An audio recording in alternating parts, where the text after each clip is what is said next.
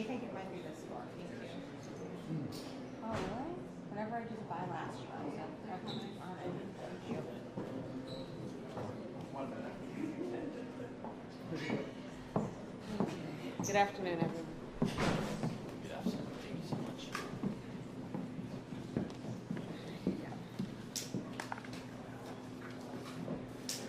Everybody ready? Yeah.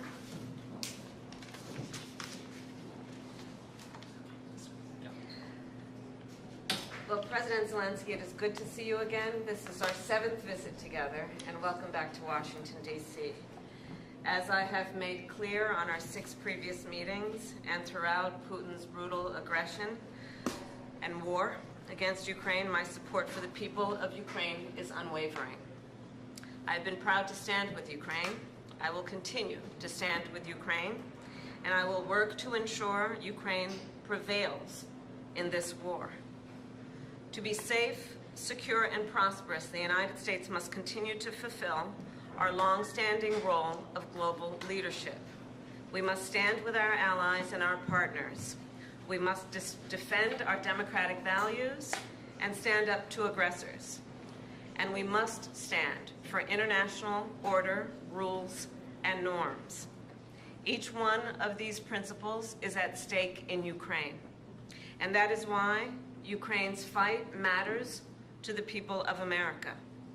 The Ukrainian people are bravely defending their homes and their homeland, their freedom and their democracy against a brutal dictator.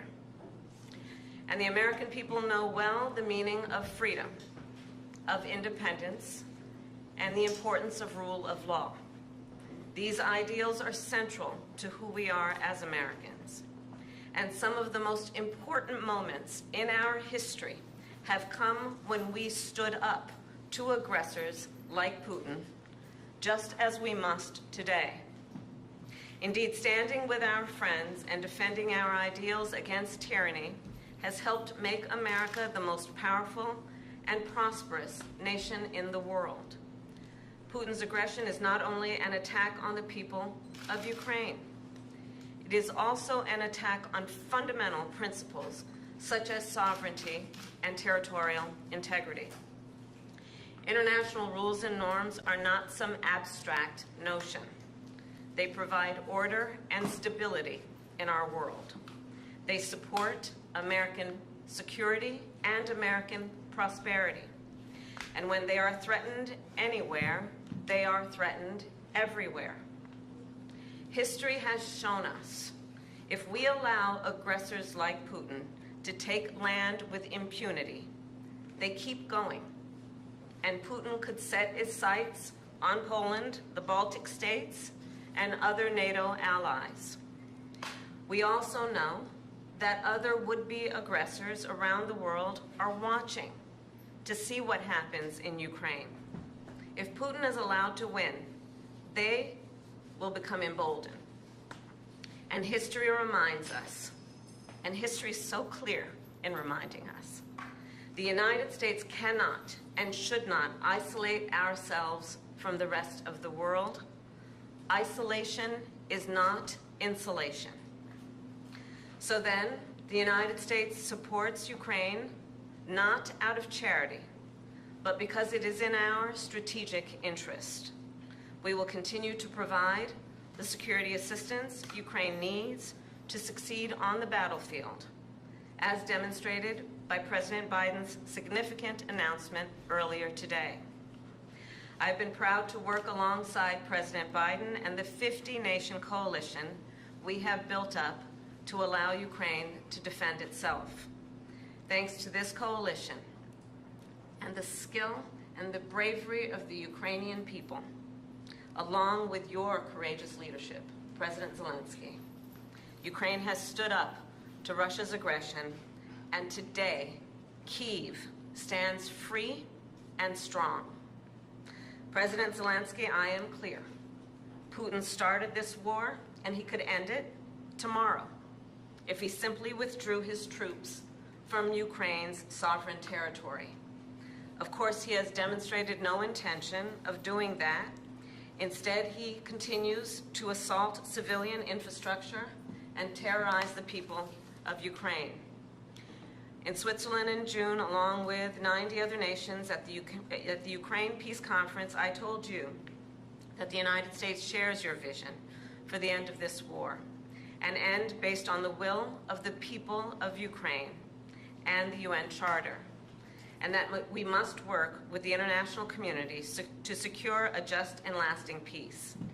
And I told world leaders there, nothing about the end of this war can be decided without Ukraine. However, in candor, I share with you, Mr. President, there are some in my country who would instead force Ukraine to give up large parts of its sovereign territory, who would demand that Ukraine accept neutrality and would require Ukraine to forego security relationships with other nations. These proposals are the same of those of Putin. And let us be clear, they are not proposals for peace. Instead, they are proposals for surrender, which is dangerous and unacceptable. So, President Zelensky, I look forward to our discussion today, and I will continue to work with you to ensure Ukraine prevails in this conflict and remains a free, democratic, and independent nation. Welcome back again. Thank you so much. Madam Vice President, thanks for the invitation. Happy to see you. Dear journalists, I want to especially thank you for your participation in the Peace Summit. And really it was very important, and we remember it. The format was successful. We are preparing the second one, and now we have to end this war. We need a just peace, and we must protect our people, Ukrainian families, Ukrainian children, and everyone from Putin's civil. And we are grateful to America for supporting Ukraine all along. And we'll have an important meeting today, right after I'd talked to President Biden about the plan of victory, and I will share some details of the plan with Vice President Harris. It's crucial for us to be fully understandable and to work in a full coordination with the United States. And this morning I talked also to the congressmen, both chambers, both parties, and I'm thankful for the bipartisan support. We believe this war can be won and just peace can be closer only with the United States.